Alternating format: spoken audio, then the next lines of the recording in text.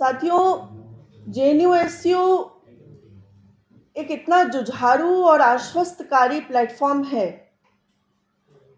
जो न केवल इस देश में छात्रों के लिए बल्कि समाज के हर तबके की लड़ाई को, उनके न्याय की लड़ाई को, उनके ऊपर हो रहे दमन की लड़ाई को प्रमुखता से लड़ता रहा है।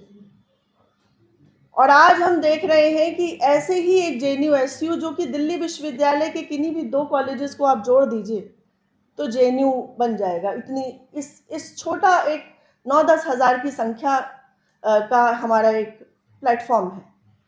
लेकिन उस जेएनयू-एसयू ने इस देश के अंदर तमाम जो SC, ST, OBC हैं, अल्पसंख्यक हैं, अपने हकों की लड़ाई लड़ने वाले लोग हैं, उनके भीतर हमेशा उनके साथ सॉलिडारिटी में उतरकर उनकी लड़ाई के साथ एकजुटता को जाहिर करने का काम किया है। और आज उसी जेएनयू-एसयू को, ये कई बार ऐसा हुआ है कि जेएनयू के जो छात्र प्रतिनिधि हैं उनके ऊपर कई तरह से उनको आउट ऑफ बाउंड्स करने का, उनके ऊपर पेनल्टी लगाने का, तमाम तरीके से विक्टिमाइज करने की कोशिश हुई है।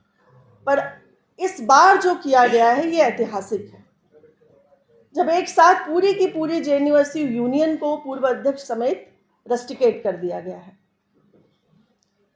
ये दुर्भाग्यपूर्ण है कि इस देश में इस समय तमाम जो लोकतांत्रिक तरीके से चुनी हुई यूनियंस हैं उन पे लगातार हमले हो रहे हैं। आप किसी भी मोर्चे पर जाके देख लीजिए, आपको ऐसे तमाम उदाहरण मिल जाएंगे जहां पर लोकतांत्रिक तरीके से चुने गए प्रतिनिधियों को किसी न किसी तरह से विक्टिमाइज किया जा रहा है, जो कि इस समय सत्ताधारी जो पार्टी है उसके समर्थन में नहीं है, उसके खिलाफ लिख रहे हैं, बोल रहे हैं, पढ़ रहे हैं, उन्हें हर तरह से विक्टिमाइज किया। इसी प्रेस कॉन्फ्रेंस हॉल में अभी कुछ महीने पहले जेएनयू-एसयू के साथ मिलकर टीचर्स ऑर्गेनाइजेशंस भी उसमें शामिल थे। हम लोगों ने एक प्रेस कॉन्फ्रेंस किया था जो कि प्रोफेसर अली महमूदाबादी के समर्थन में था। आप भी उस प्रेस कॉन्फ्रेंस में शामिल थे। तो ऐसे तमाम लड़ाइयों का जेएनयू-एसयू प्रतिनिधित्व करता है। ये वही जेएनयू-एसयू है जो इस समय कैंपसों में जातिवाद के खिलाफ रोहित एक्ट के लिए लड़ रहा है। ये वही जेएनयू-एसयू है जो शिक्षा को बदहाली के कगार पर पहुंचा देने वाली जो नेशनल एजुकेशन पॉलिसी 2020 है, जो विकसित भारत अधिष्ठान बिल 2025 है, ऐसे तमाम बिल्स के खिलाफ, ऐसे तमाम उच्च शिक्षा विरोधी पॉलिसीज के खिलाफ जेएनयू-एसयू लड़ रहा है। और हम देख रहे हैं इस लड़ते हुए, इस बढ़ते हुए जेएनयू-एसयू पर के साथ जेएनयू का प्रशासन लड़ रहा है। मैं दिल्ली विश्वविद्यालय के एक कॉलेज में पढ़ाती हूँ।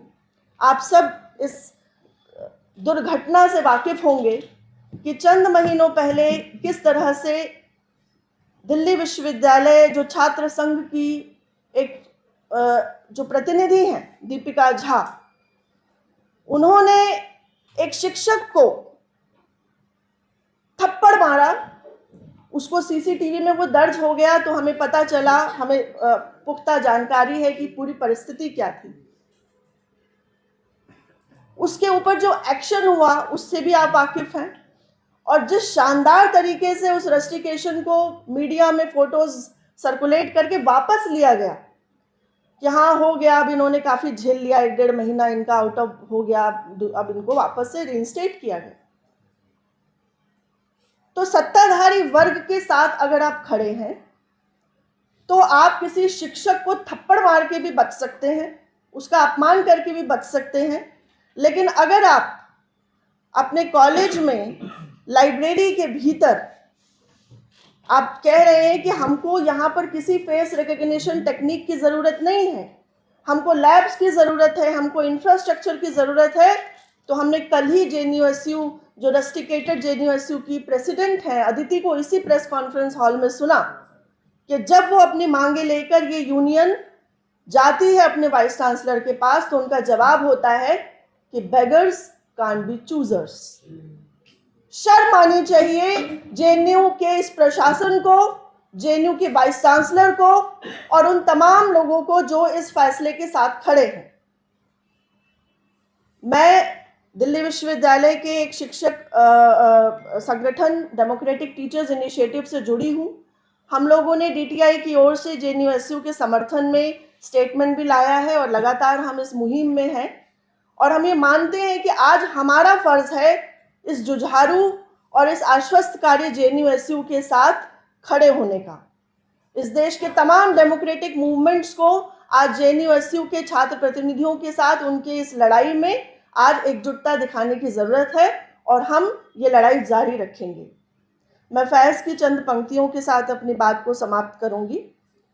यूं ही हमेशा उलझती रही है जुल्म से खल्क, ना उनकी रस्म नई है, ना अपनी रीत नई है। यूं ही खिलाए हैं हमने आग में फूल, ना उनकी हार नई है, ना अपनी जीत नई है। शुक्रिया।